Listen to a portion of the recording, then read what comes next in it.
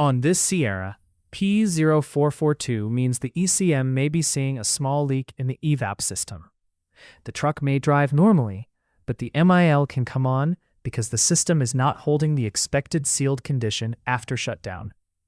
Broadly, possible areas can include the fuel fill sealing area, EVAP hoses and connections, the canister area, and purge or vent sealing issues.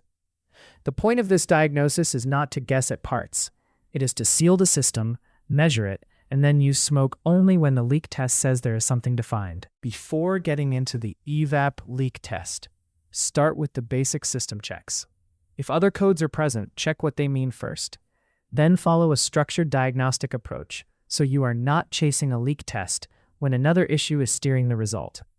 P0442 uses an engine-off natural vacuum test, so reproduce the operating conditions instead of judging the vehicle from a random key cycle.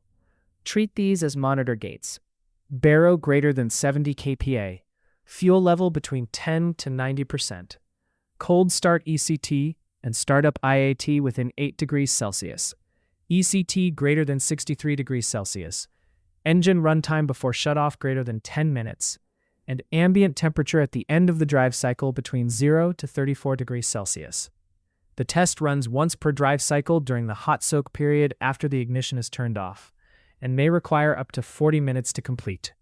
The module will not make more than 2 test attempts per day, and the time since the last completed engine-off natural vacuum test must be at least 17 hours if it passed, or 10 hours if it failed.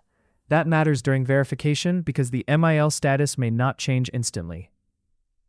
Once the preliminary checks are handled, disconnect the purge tube at the quick connector on the EVAP canister side of the Q12 evaporative emission canister purge solenoid valve and install the CH48096.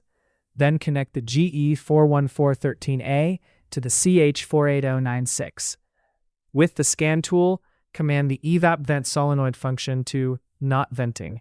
That seals the EVAP system, so the leak check is being done against a closed system, not an open vent path.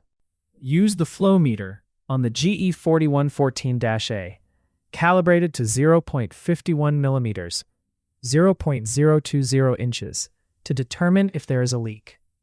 Give the equipment and vehicle a fair chance to stabilize.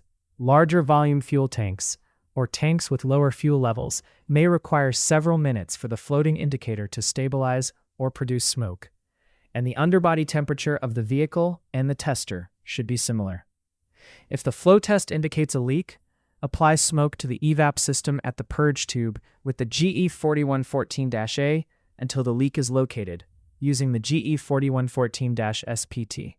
For faster smoke filling, open the system opposite the smoke entry point until smoke is observed, then close the system and continue testing.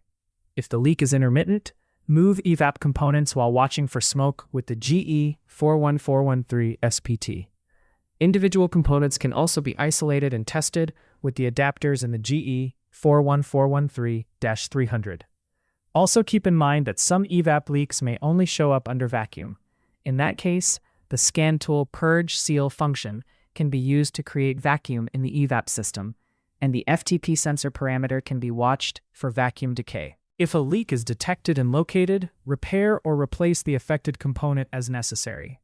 If no leak is detected with the system sealed and the flow meter calibrated correctly, the leak check is all okay. Do not force a part into the repair just because P0442 was stored. The test result has to support the repair decision. After completing the repair, verify the repair and confirm the code stays gone. Keep that verification separate from the leak finding work, because this monitor runs on its own schedule after shutdown. Takeaway: for P0442, control the test conditions, seal the EVAP system, prove the leak with a calibrated flow test, and smoke only when the test points you there. For more diagnostic training, visit stepdiagnostics.com.